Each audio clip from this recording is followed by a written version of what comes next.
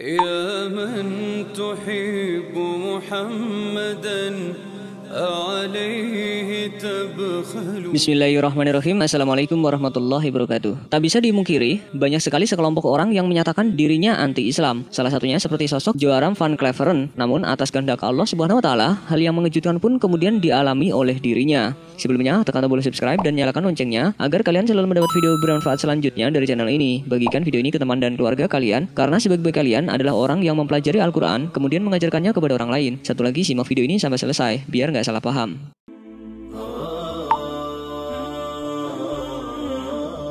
Pria asal Belanda bernama Joram van Cleveren dikenal sebagai anggota Partai Kebebasan Wilders atau PVV yang paling keras permusuhannya terhadap Islam. Dilansir dari peoplepill.com, Van Cleveren bergabung dengan PVV yang dipimpin oleh Geert Wilders sejak tahun 2010 hingga 2014 lalu. Namun ia keluar dari PVV tidak lagi sepandangan dengan Geert Wilders. Meski tidak lagi bersama Wilders di PVV, Van Cleveren masih konsisten menyebarkan kampanye kebencian terhadap Islam. Dia pun mendirikan partai berhaluan kanan, Voor Nederland atau VNL, namun tidak menang dalam pemilu tahun 2017.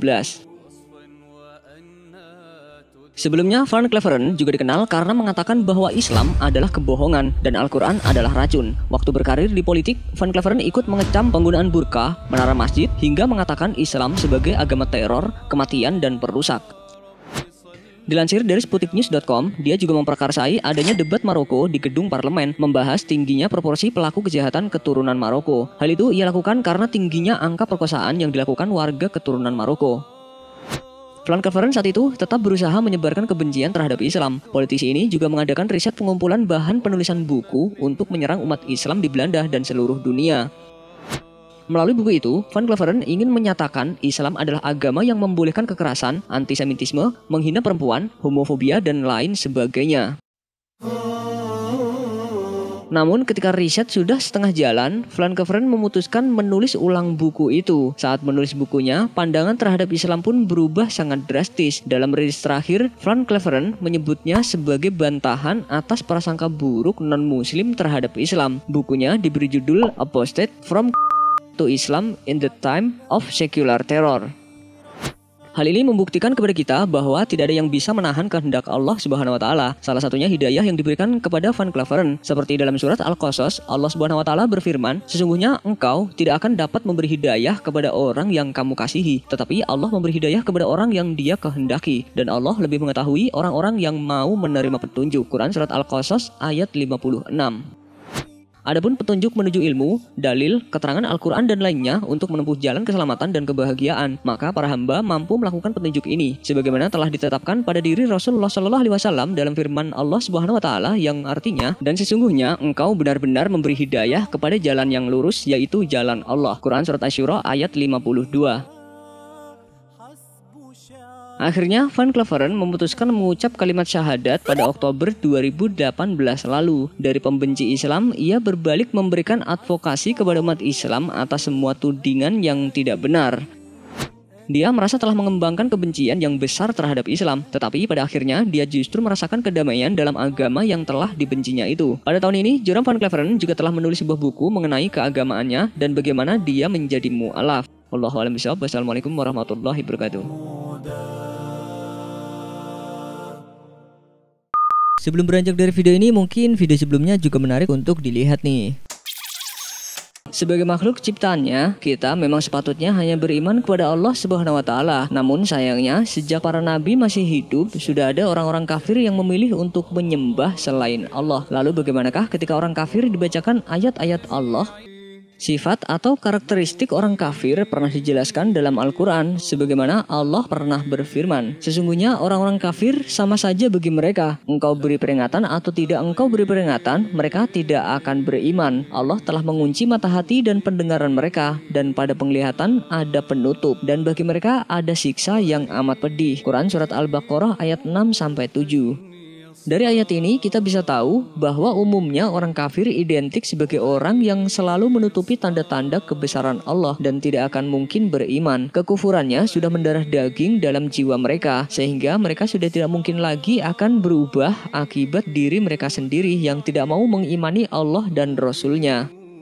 Dalam Al-Quran pun pernah dijelaskan ketika orang-orang kafir dibacakan ayat-ayat Al-Quran dan mereka menyembah selain Allah, sesuatu yang Allah tidak menurunkan keterangan tentang itu dan apa yang mereka sendiri tidak mempunyai pengetahuan tentangnya. Dan orang-orang yang zalim sekali-kali tidak memiliki seorang penolong pun. Dan apabila dibacakan di hadapan mereka ayat-ayat Kami yang terang, niscaya kamu melihat tanda-tanda keingkaran pada muka orang-orang yang kafir itu. Hampir-hampir mereka menyerang orang-orang yang membacakan ayat-ayat Kami di hadapan mereka. Katakanlah, apakah akan aku kabarkan kepada kalian yang lebih buruk daripada itu, yaitu neraka yang Allah telah mengancamkan orang-orang yang kafir dengannya, dan neraka itu adalah seburuk-buruknya tempat kembali. Quran Surat Al-Hajj ayat 71-72.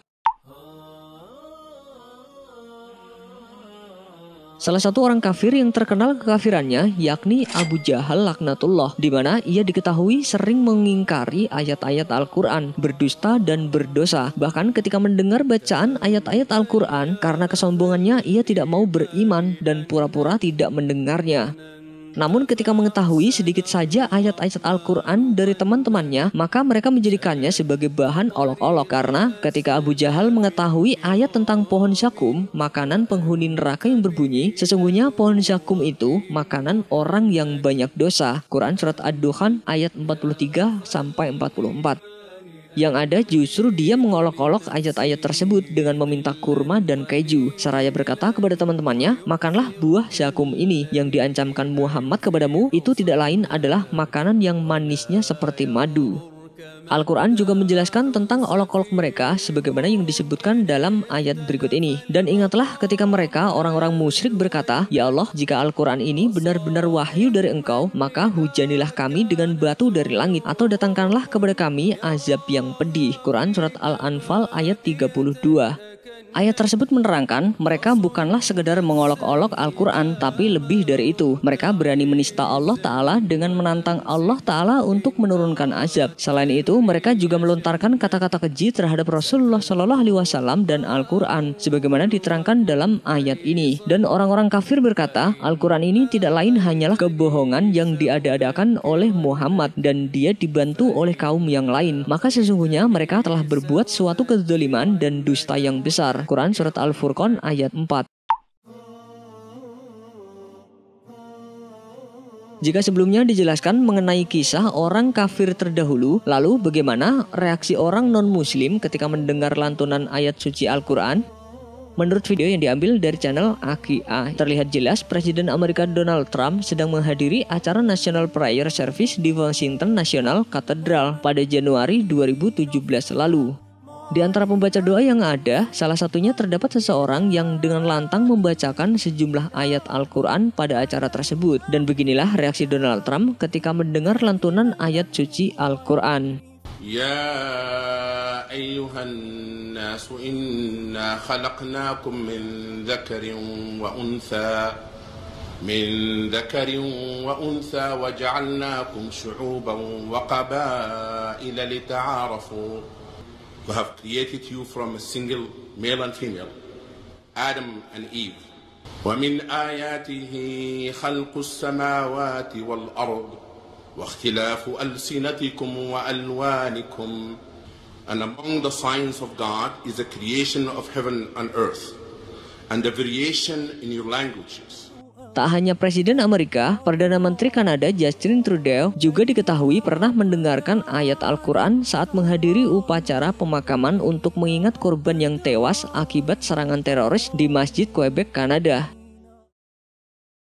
Ya ayyuhalladzina amanu ista'inu bis-sabri was-salah. Inna Allaha ma'as sabirin.